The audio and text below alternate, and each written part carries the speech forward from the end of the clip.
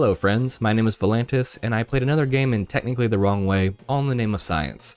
The recent remake of Dead Space was, in my opinion, a phenomenal success, and I knew I had to do a challenge run as soon as possible.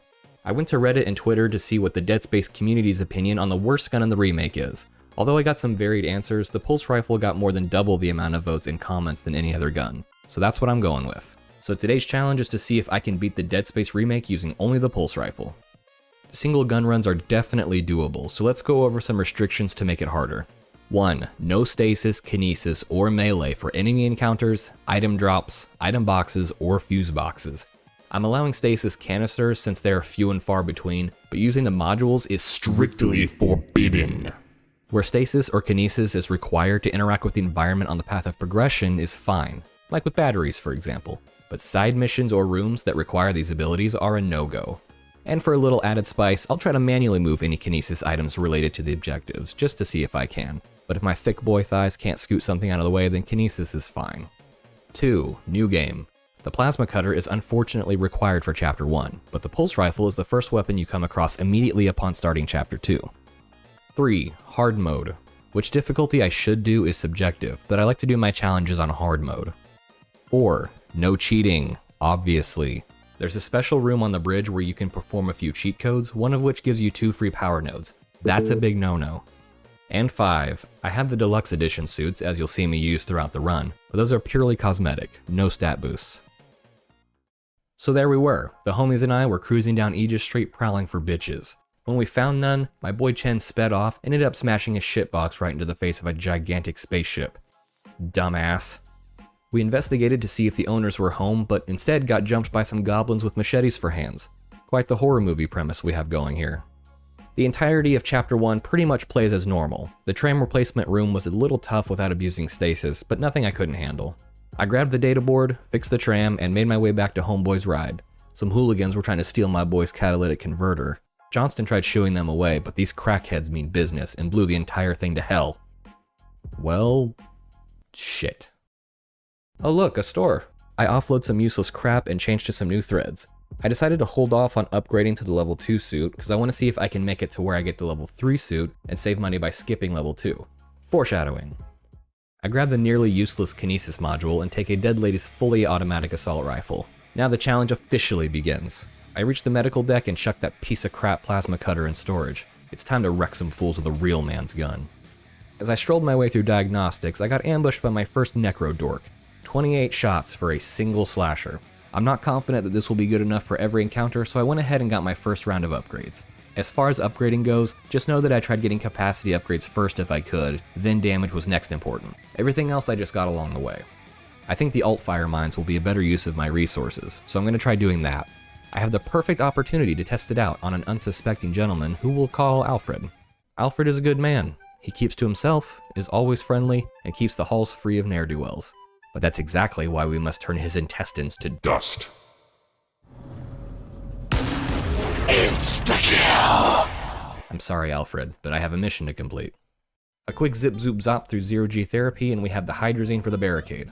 On to the med lab, where I can test out the alt-fire on my first real fight. It worked beautifully. I juked them dum-dums to keep some distance between us and blast them down to their molecular structure. This would become my main strategy throughout this run, only really resorting to primary fire if the mines were excessive or if I was in too close proximity for explosions. I cleared out the top floor, and then for some reason I decided it was too scary to use the alt-fire on the bottom floor and got my meaty cheeks clapped. Another try and I remembered about the alt-fire and spared my butthole another round of suffering. I take a casual stroll down to bioprosthetics where I watch a grown-ass man get killed by a literal baby. Lol, skill issue.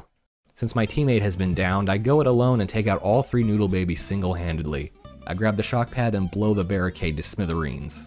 I grabbed the plasma cutter upgrade in the ER waiting room. I obviously am not using any other weapons, but finding these upgrades and bringing them to a bench gives me a free power node, so I would be stupid not to do so. While we're in the emergency room, we can start Nicole's side quest. But that's as far as we go, unfortunately. The secret room needs kinesis to get in, so is therefore off limits. Oh well. The ER itself is nothing to worry about. The alt-fire either critically damages or straight up kills whatever it hits, which is very nice for this early in the game. So I take care of all that in the spooky booglies between here and the morgue.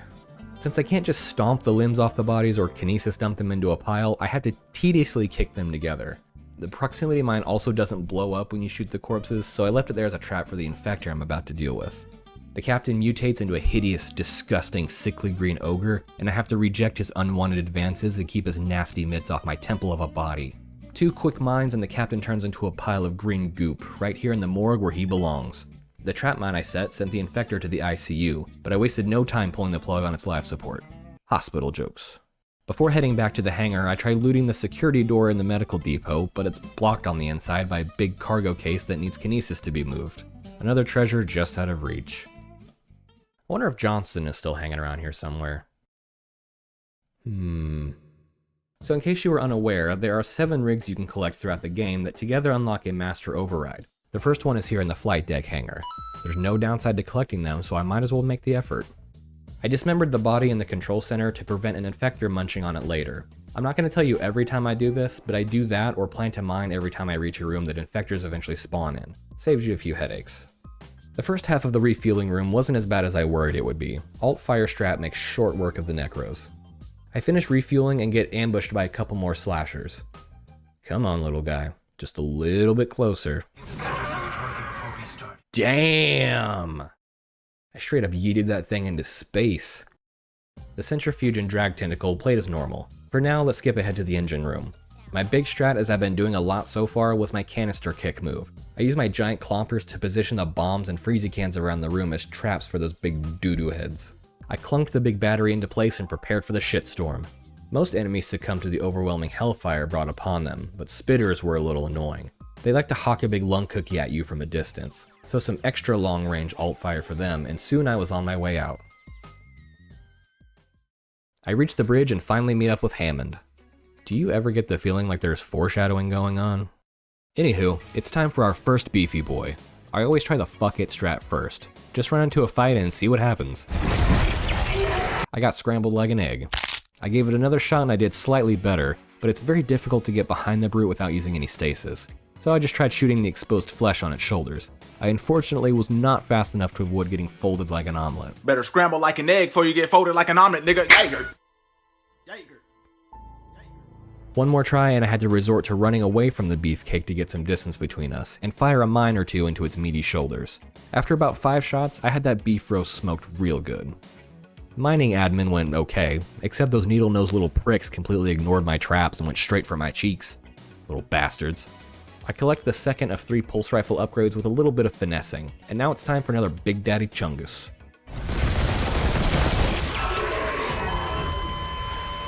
Owie! Well, this one was a bit tougher. I technically don't have to fight this one, but where's the fun in that? It took 10 alt fire shots this time, and I got my soul punched out of me in the process, but I survived. All that's left is the last terminal and then get the ADS cannons back online. I have to manually reset their targeting function, which played out exactly like a normal run. So I collected the second master override rig while I was out there, and this chapter is all finished. I got a strange transmission from Nicole, so I decided to put the rescue mission on hold and go hunt down my girlfriend instead.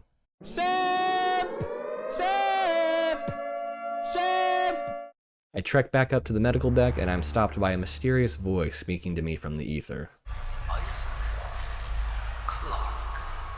Yes, Satan? Now that I've brought the level 3 suit schematic back to the store, it's time to upgrade. So you have to buy each suit in order to upgrade to the next one, so I just made the last 3 chapters harder on myself for nothing. Tight. Okay, so I buy the level 2 suit, then the level 3. With that out of the way, we head back towards diagnostics and encounter our first guardian. These are actually insanely easy with the pulse rifle. That fat bitch glued to the wall goes down in 2 or 3 mines. Just fire them dead center when all of its greasy tentacles are exposed. Isaac falls for the most 1000 IQ trick I've ever seen. A see-through hologram with the perpetrator on the other side of it. The mystery man reveals himself, Dr. Shitlips. After a very long evil villain monologue, he sends his right-hand man after me, Sergeant Scrody McGrody Chody. Scrody desperately wanted to give me a thorough licking between the cheeks, but I was too fast for the mile-long tongue of doom. Dodging Scrody swings is easy as heck. I just wait out the little bit of time until Kindred decides she wants to keep me alive, then blast one of its legs and hightail it to safety. I now have to traverse through the emergency room and ICU to reach Shitlip's office. However, I had an ingenious idea. What if I tried going the back way through the morgue instead? Sure, I'd still have to go through the ER, but it's still shorter than the suggested path, and there are fewer rooms, which means potentially fewer encounters. To my surprise, it actually let me take the elevator back down to the morgue. I passed through and back up the hallway towards Mercer's office, only to get cock-blocked by the last door, just a few steps away from glory. Boo! My detour was worth it though, as when I returned to the ER, everything was gone except one little baby lurker. Hell yeah, give me that all day! The next Guardian succumbed to an overwhelming case of dead, and I reached Dr. Shitlip's office as planned. He thought me lifting the security lockdown wasn't very cash money and turned off the life support. If he wanted me dead at this point, why wouldn't he just blow off my head when he had me frozen? What a dumbass. Booking it through medical while my oxygen is rapidly depleting is pretty terrifying, but I flexed on every one of those squishy bags of bones and made it back to the security station without taking a single hit. Easy dub. All that's left is to obtain the liquid nitrogen from cryogenics. I can only guess what danger will await me there. After sitting through another of Professor Dickweed's lectures, I planted a couple mines for Mr. Chody, but it didn't do quite enough damage. I gave it a little more oomph, which put him down long enough to freeze his nasty ass and ship him to hell. Same-day delivery at no extra charge. The sergeant leaves behind a tissue sample, which will start another side mission. This one, however, only results in a souped-up stasis unit, which I can't use anyway, so we'll pass on it and make our way to hydroponics. I'm introduced to Elizabeth Cross, who lays out the game plan for this chapter. Inject a bunch of Weezers with an enzyme and kill the Leviathan boss. The Weezers work differently than the original game. You used to have to damage them with your guns or kinesis. Now you can just waltz up to one and poke it really, really hard, and it dies. No ammo required. My usual alt-fire strat gets me through the West Grow Chamber fights. Having plenty of room to run around and possessing unparalleled skill made it easy squeezy. Turn off a door, or turn off jungle ambience. Therapeutic engines off. Nope. I collected the third rig and prepared to fight another chonky boy. I forgot about the goop on the floor and got stuck like a rat in a glue trap. This made it easy for the brute to squash me like the garbage-eating vermin I am. Okay then, another try, yeah? The sticky floor here is very dangerous. Sorry, I just couldn't contain myself. I took a good fisting from that big sumbitch, but managed to narrowly escape with my life by utilizing a liberal amount of proximity mines. There's an exploit that allows you to kill the last Weezer and skip the entire air filtration room. It's very easy to do, however I don't like using skips or exploits unless I feel like I need to. So I start making my way to air filtration as normal. I can tell by this giant gaping hole in the wall that I'm probably in for a rough time. My hunch was correct. An enormous throbbing tentacle snatches me up by the ankle and starts violently dragging me toward the metal sphincter. This part was a little tougher than expected. I only died to it 3 times, but I was unloading ceaselessly into its giant glowing hemorrhoid. I had to resort to Old Reliable and use a few alt-fire mines to take it out.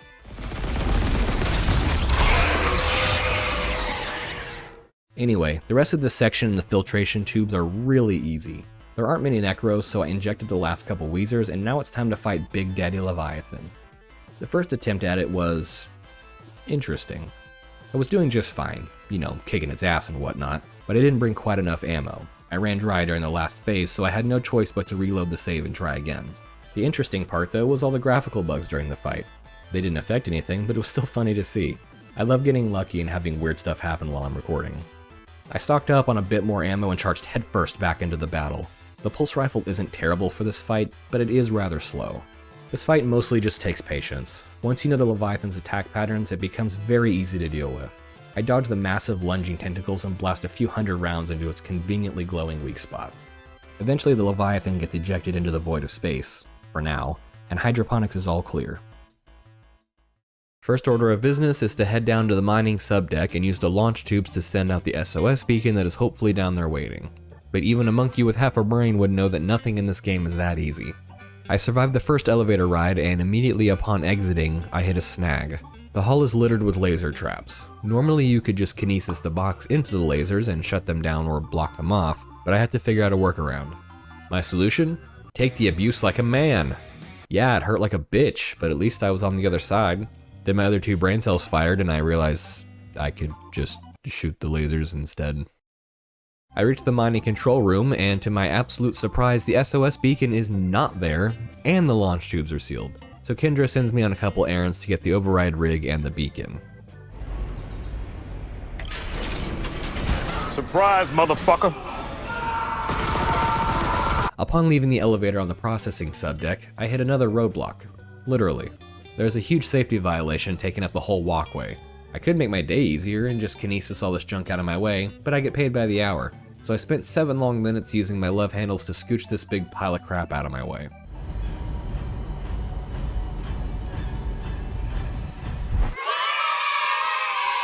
Similarly, you can manually push the rocks in the processing room into the giant smelting beam thing. No kinesis required. Enemies so far haven't really been an issue. A lot of alt-fire mines takes care of business. But this room has an ambush when you restore gravity, and I opted to use my OG game strategy for this, as I usually do. What I do is I turn on the gravity, then quickly dip into the room right behind the control panel. In the original game, Necros would drop in through the vent one at a time, making it really easy to take them all out. In the remake, however, they don't do this. They don't even know how to get into the room at all. So you can take out a couple through the hole in the wall and then poke your little head out the door and entice them with your sweetmeats to kill the rest, one at a time. After the world's easiest fight, I collect Dallas's rig, which gives me access to the launch tubes, and is also the 4th rig needed for the master override. Some spooky black magic happens, and before you know it, I'm down on the maintenance subdeck. One quick gondola ride later, and I'm suddenly reunited with my emotionless bore of a girlfriend.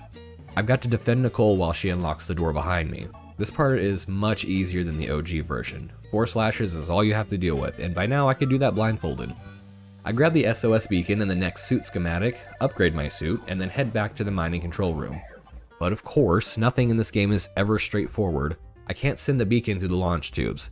So I came up with the wrinkliest brained idea of supergluing the beacon to an enormous asteroid and shooting that out into space. Nothing makes a challenge more interesting than some adversity, right? This part is very easy, except we need to address the gravity tethers. They can't be destroyed unless you stasis them. That's fine, but they're not like other obstacles where you don't have a choice but to try the one method of getting by them. You can choose to try melee on them, or try shooting them without stasis or whatever else you can think of. None of those work obviously, but I feel it necessary to point that out. So what do you guys think? Does that count against me, or do you think it falls in line with the rules I said at the beginning? I personally feel that the latter is the case, but let me know your opinions in the comments. Anyway, I destroy the 4 tethers, start heading back to the control room, realize I forgot to attach the beacon, trek all the way back outside, slap that beepy thing to the big rock, dodge some fire like it's 1985, and I'm finally ready to get this show on the road. I launch the asteroid and all is fine and dandy and we can leave. There definitely will be nothing waiting to attack me the second I go for the door. Head on back to the tram station.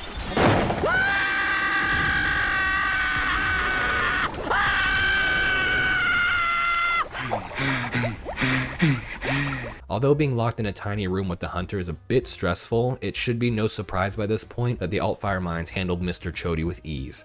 The final chase scene to the elevator is always terrifying, but I juked each crusty boy and escaped untouched. Chapter 8 is short and easy, but there's one potentially major concern that I have. You see, I figured since I was right here by the engineering deck that I'd make a quick detour to collect the 5th rig. Here's the first problem. Back in Chapter 3, when I went through the airlock room, I mistakenly locked the entry door in order to unlock the exit door. Normally I would just turn off the fans, but I guess I got ahead of myself and didn't notice. But why is this bad? Because I have to get to the fuel storage rooms and I can't use the airlock path to get there. I have to go the back way past the engine room. That's all peachy, except there's that malfunctioning door you have to stasis to get past, and the rig I'm trying to get is on the other side of it. So what can I do? Well, luckily there's a stasis canister in the engine room. I don't know if it's always there at this point or if it was just left over from the big fight earlier, but either way I've got one. But what I can do with it is kick it down the hall to the malfunctioning door, set it off, and then run on through. So that's exactly what I did. It was tedious as hell, but I got it down there where the door graciously set it off for me and I slipped right on through. I collected the rig, but now we face the other big problem. I'm now stuck. I don't have another stasis canister to slow down the door, and the airlock door is still without power, with the circuit breaker stuck behind the fans. So my only options are to stasis the fans to get to the circuit breaker, or stasis the broken door I came through. Here's my actual dilemma. Does doing either of these things break the rules? I did say at the beginning that any instances where stasis was required to interact with the environment for progression was fine, and my objective is now behind a stasis object in either direction I choose to go. But since the master override rigs are optional, is it not considered on the path of progression? I did use stasis to get out, and personally I think it's fine. Like I said, my objective is behind a stasis object now, and also this entire situation was completely avoidable had I not just goofed it up in Chapter 3 to start with. But again, what do you think? Do I suck, or are my sins forgiven? But anyway, back to business. I'm on the bridge again to fix the comms array. Upon entering the atrium, I'm attacked by a bunch of exploders and leapers. Exploders have the IQ of an empty candy bar wrapper and don't even need alt fire to take care of. They're arguably the easiest enemies in the entire game with the pulse rifle. Leapers have a severe lack of depth perception. I can very casually dodge their tail strike with almost no effort. Before I know it, the fight is over. On the way to the comms array, there's a double Guardian fight. The developers, though, were cool enough to add this little extra room right next to them. Because I find the pods they shoot out very annoying, I chose to use this room to my advantage and obliterate those walruses from the safety of my hidey hole. I collect the 6th rig and clear out the comms array room of overgrilled chicken wings. The array puzzle is simple. Ignore how long it took me to figure it out on my first playthrough. You can push the dishes manually, but they don't lock into place unless you're using kinesis. So I get my gaming rig all set up and finally establish contact with the USM Valor. Hammond's dumbass mistake from earlier has come back to bite us in the ass. The Valor picked up the escape pod with Chen inside, and if we don't boost the comm signal, then they're all in deep caca. Alright, let's get to fixing then. The route to comms maintenance has a room with the first divider in it. Dividers suck ass. A less experienced player might find them relentless, but my veteran instincts are strong enough to keep me alive and blast it full of a metric ton of pulse rounds and send that fucker to Valhalla. This wouldn't be Dead Space without another unexpected task keeping me from my goal. This time it's the return of that large unsightly lump of decayed flesh, the Leviathan. When I say this is the easiest boss fight in gaming history, I'm not bragging about myself. I mean it. This fight makes blinking look difficult. So what makes it so easy? Well, knowing how it works for starters. The Remnant has 3 enormous weak spots that each have 2 layers. Blow up all 3 and it's dead. Its attacks are so slow and predictable that getting hit by them should make you feel embarrassed.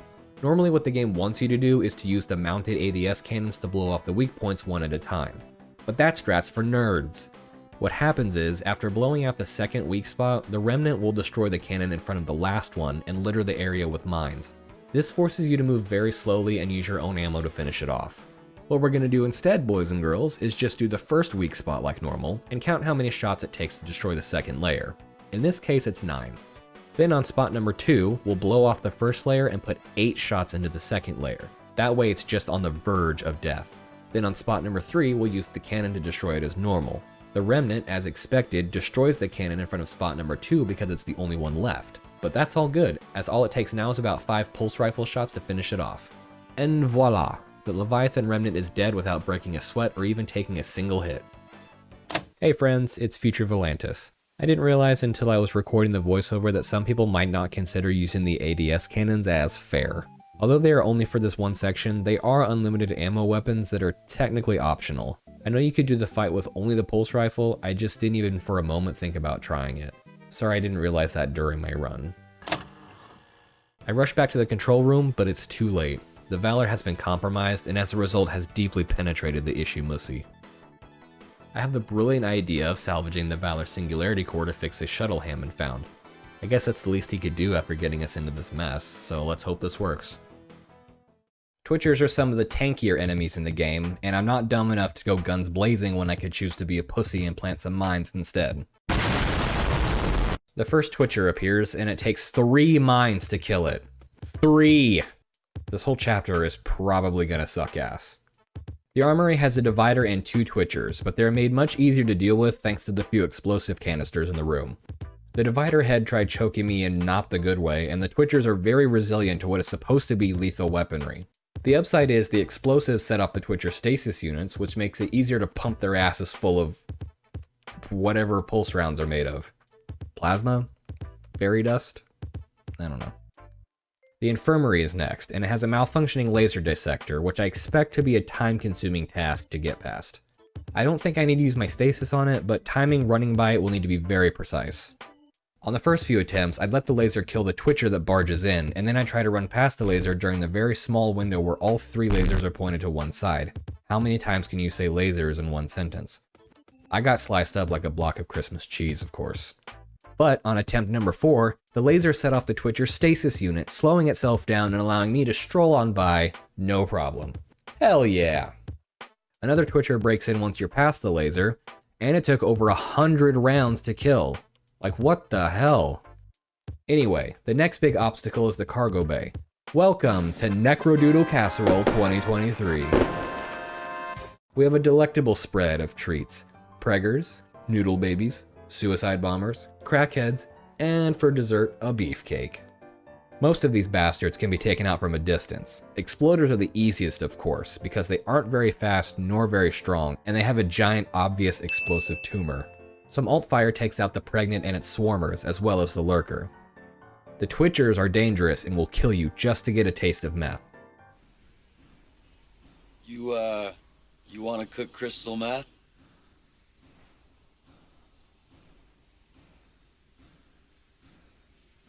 No. The Brute is a big, dumb, lumbering oaf. It suffers from a severe case of pudding brain syndrome and doesn't understand that the big blue glowy thing on the floor is painful. With a tactful combination of shocky and explodey, the big beefcake stood no chance. The only thing standing between me and the precious Singularity Core is an elevator that doesn't work. And the only thing standing between me and a working elevator is an ungodly amount of fire. So how am I going to get through this without kinesis? Luckily, most of the first half of the room has intermittent flames that die down for a few seconds, so I can just wait for those and run by. But the other side of the room has constant streams, and I can't pull that big box with me and block the flames. So maybe I can just tank it and run through? Well, you can run through the fire, but you take an assload of damage. And you'd have to run through a minimum of 5 streams to make it to the circuit breaker. I got through one, but got my ass incinerated on the next one. Nowhere even close to the circuit breaker. So with enough med packs, sure, it's doable, but I didn't have to try that. In another stroke of luck, when I respawned, I got that bug where the fire disappears. I've actually gotten this bug more often than not, and without any manipulation whatsoever. It just happens on its own. So I'll take it. I get the elevator up and running and head back to grab the Singularity Core. That D-Gen Hammond shows up with the zombie Chen right behind him. Chen is convinced Hammond is the one who tried to steal his catalytic converter, and knew when he couldn't have it that he'd try to take the next one he'd get his grubby little mitts on. So he waited here just to ambush Hammond. Chen does the rest of the crew a favor and puts Hammond out of our misery, leaving me free to grab the sacred treasure that is the Singularity Core. I snag the Precious, which tricks the game into thinking it's Resident Evil. The whole place is about to blow, so I switch into maximum overdrive and hightail my ass out of here. I escape just in the nick of time as the Fowler goes kablooey and make it safely back to the comms array. Before we get into the meat of Chapter 10, I've got a side mission to take care of. The 7th and final rig is available right away, so I collect it and craft the Master Override. I backtracked across the entire ship, grabbing any resources and weapon parts locked inside any of the override doors or crates I hadn't yet grabbed, except for the ones I'll come across in the next couple of chapters. I should mention, the bioprosthetics room on the medical deck is behind a stasis object, so that's off limits, and the tool storage room on the mining deck can't be accessed without using kinesis to move the big crates. But I raided all the other rooms and crates I could access. Watch out, bitches, I am a force to be reckoned with. The bodies in the commons area are a booby trap waiting to happen. As per usual, I painstakingly kick them into a big mound and blow their asses to the great beyond. Not doing so would cause a couple of infectors to zombify more corpses than I care to deal with, so better safe than sorry. I reach the 0G ball court and am reminded I chose the wrong profession. So many issues could have been avoided had I just become a basketball player instead of a nerdy ass engineer. I can't play 0G ball, not because I'm a nerd, but it's an optional minigame that requires kinesis. It's all good though, I have over 100,000 credits and my gun is already fully upgraded, so I just grab the battery and make my way upstairs to collect the crew deck key. I upgrade my suit to level 5 and deck myself out in the most brutal looking outfit in the game, the infested suit. Well, what's old is Sten? I come face to face once again with my arch nemesis, Dr. Shitlips. He doesn't understand the concept of a challenge apparently, just willy-nilly firing off his stasis at people. Cheater. Tell me, I want to understand, what is convergence? But you already know. Playing dumb doesn't work, and Shitlips breaks more rules by having someone else do his dirty work. Sergeant Scrody McGrody Chody is back for more. I tell him that I have prior engagements and now probably isn't the best time, so rain check for later? I head down to the dark squishy mess hall, also known as the place where dreams go to die. I'm attacked down here by 2 dividers. I went through quite a few mines and got pimp slapped around a lot, but I lived. Wow, 1 whole small med pack? Thank you so much. Anyway, the objective is to destroy 4 tendrils so that we can get to the executive shuttle. The first one is holed up in the standard quarters. 2 guardians await in the dank, smelly bunk room and are just as easy to get past as you'd expect. A couple mines to each blow off all the tentacles. I burst the tendril and temporarily incapacitate Scrody long enough to get both myself and the battery I need out of there. Deluxe quarters is much easier than the game would have you believe. Cody and a few of his homies will appear once you blow up the second tendril. So you can collect everything else in the area first, and then pop a cap in the tendril and book it out of there before Cody claps your cheeks. That works just fine if you're not me and accidentally run back into Scrody's room and start getting ass blasted. Alright, well that's 2 out of 4. Number 3 is in the executive quarters bathroom. I drop it like a deuce and I'm welcomed by a bunch of necromorphs once I leave. Not too happy about the upper decker I left in the shitter, I imagine. One last tendril. Before we get to it, I finally meet Mr. Binglebongle, who tells me the one thing I'm trying to do will kill everyone if we don't do what he needs first. I need to destroy that cluster behind you. Not yet. Escape on that shuttle and you'll kill us all. Of course. How selfish of me. Let's do all the things that you want to do. So I begrudgingly make a deal with him, obliterate the last tendril, and start heading towards the shuttle. There's another big fight in the Nexus area, but it's nothing I haven't already dealt with. Keep my distance and shove explosives up their asses. I install the Singularity Core into the executive shuttle without even lifting a finger. 26th century technology is incredible. I have a hunch something dangerous is waiting for me. I cautiously give the engines a little test fire and get jumped once again by Sergeant Scrody McGrody Chody. I was ready for him and turned all of his limbs into dust.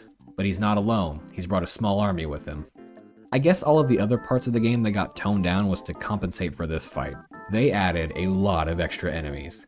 It used to just be Twitchers, but now we've got Twitchers, Lurkers, Slashers, and Leapers.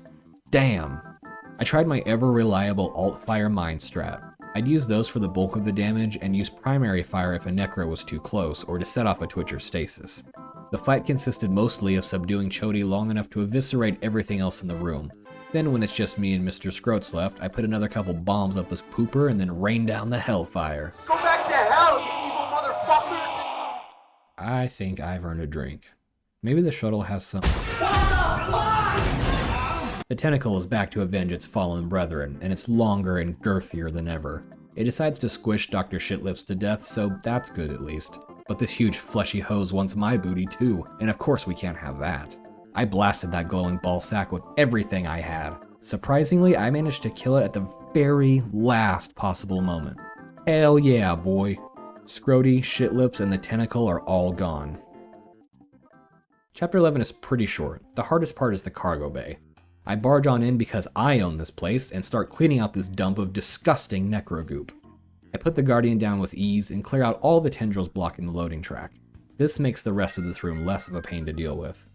I prompt the cargo crane to start loading the marker, and while it slowly gets going, I start lighting up jabronis left and right.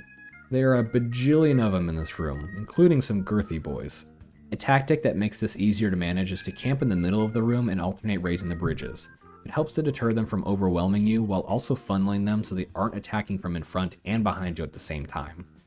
I strategically use proximity mines to get me through the flight lounge fight without dying, but I needed to trek back to a store to restock on pulse rounds and health packs because my Rambo technique gobbles up ammo sometimes. Dr. Donglord can't figure out how to get the marker loaded, so instead of getting off his fat ass, he makes me do it. As if I haven't done enough for you assholes by now. The circuit breaker to power the cargo tracks also powers the loading shutter, so I loot that room of goodies and get the marker loaded up. I'm coming, guys. Save me a seat. Almost there. Almost. I mean, I'm not upset about Dingerquang dying, but of course Kendra would betray me. I did everything for the crew, and she benefits off all my hard work and left me to die? I feel used, like a slimy tissue. But just when I thought all hope was lost, I received an unexpected transmission. Nicole is alive and is waiting for me. I meet her upstairs and use my black magic to recall the shuttle Kendra took off with. 26th century tech is incredible. Die, you son of a bitch! Die! You thought you'd never see me again, didn't you? Well, too bad! I'm alive! I meet Nicole on the shuttle, and we FedEx the marker down to the planet. Let me in! Let me in! After some lengthy jibber jabber, I'm ready to break some zombie legs. I bought a bunch of extra ammo and health. I plan to leave behind a few thousand pounds of fairy dust and flesh, so better safe than sorry. My method wasn't perfect, but it was good enough. I pretty much did what I've been doing the entire run. Use mines from a distance and primary fire in close quarters. Barnacle Boy here took a big slurpy bite out of my neck flesh, but I blew his pee-pee off for his aggressive behavior. 2 Guardians next, and I obliterated them in 15 seconds, before Isaac even finished talking. Look, I'll even show you the entire thing. Power failure detected. Tether generator. Gravity control.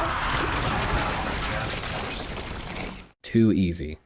I rerouted the power because even though humanity has managed interstellar travel, they can't make systems that reroute power with the press of a button. 26th century technology is incredible. But once I return, I'm attacked by the most bullshit group of crust-covered wank stains so far. It's mostly the combination of the beefcake and the sticky floor, but damn this fight. Brutes are so friggin' hard to kill without stasis. It's very, very resilient to explosives from the front. I used the canister, got the exploder to kill itself right next to it, and used a ton of alt fire, but it still managed to run me down even without one of its arms. Ass! What this futtbucker doesn't realize though is that I'm in control here and I get the last laugh. Look at me. I am the captain now. I ran away like a pussy and panicked as I tried to kill the exploders and Barnacle Boy, just waiting for the beefcake to steamroll my ass from behind. But what I didn't realize is that I already killed it somehow. Huh. Well, smack my dick and call me Judy. I had the high ground on the divider, making it much easier to destroy. Or maybe I just didn't suck as bad this time. I make it outside in a glorious orange daylight.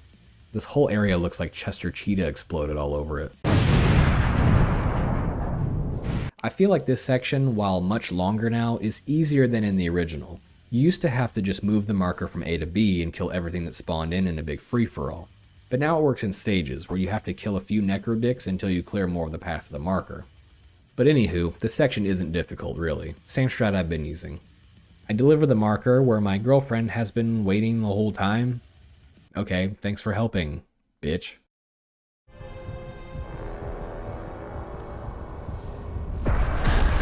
She's Elizabeth Cross, that scientist from hydroponics. Nicole's been dead this whole time. Oh my god, no way. Well, at least I don't have to go through the trouble of breaking up with my bore of a girlfriend, so let's go kill a giant zombie squid. I flexed my exorbitant wealth and bought multiple ass loads of ammo and health. No idea how much I'll actually need, so I packed my bags with 1,700 pulse rounds and 4 large med packs. Let's go, boys. Phase 1. The hive mind does a spooky shout and single noodle slam. It'll spit explosive balls each time you shoot out one of its eye thingies, but they aren't really that threatening. Excuse me. Your balls are showing. This phase is mostly patience, as I find it very tough to shoot a tiny moving target using a controller. More of that in a minute. Once you've gone from engineer to the world's worst ophthalmologist, it'll very graciously wait for you to kill the gauntlet of necro bitches that want your sweetmeat. After that, phase 2 begins. It'll alternate trying to spank you more with its noodles and spitting acid out of its face butthole. In between, you have to blast away its heart sacs. Damn, now I'm a cardiac surgeon? I'm like Johnny Sins up in this bitch. Alt fire mines do a decent job on its hearts, but primary fire works just fine as well. The last stage is the dreaded upside down shooting spree. That thing I said about aiming being tough, it's like 10 times worse here. Watching it doesn't do it justice. I hate it. I hate shooting this thing. I'd rather stick my pee-pee in a blender than play like this. I'd rather eat a hot bowl of scrot meal. I'd rather have my nutsack squished under a forklift tire. In other words, I don't like it. But I got lucky enough to shoot it enough times and not get eaten. The hive mind is dead. Woo!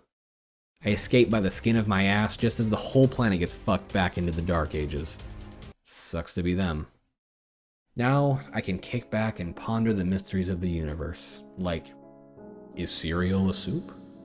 Are bricks just domesticated rocks? If Goofy can talk, why is Pluto just a dog? Where the fuck is my head? So did I beat the Dead Space Remake without stasis, kinesis, or melee on hard mode with only the pulse rifle? Yeah. I mean, as long as you don't count the gravity tethers or my goofs in Chapter 8. To be completely honest, I think I earned enough money throughout the run for the second Leviathan fight to not even be an issue, so be a Chad and agree with me. In the last video, I introduced my new difficulty scale, a completely subjective ranking based on how hard the challenge was for me personally. With only 15 deaths across the entire run, and half of those likely due to my own stupidity, I give this challenge a 4 out of 10. It honestly wasn't much harder than just playing the game normally. But anyway, I hope you enjoyed it. If you did, click the like button and subscribe to my channel to see my newest videos when they come out. It's totally free. Also, I'll probably upload some proof videos to my second channel, Volantis Moon 2. And if I do, they'll already be out by the time you see this. But if there's any parts of the run you want to see, let me know in the comments. Thanks again, and I'll see you all in the next one.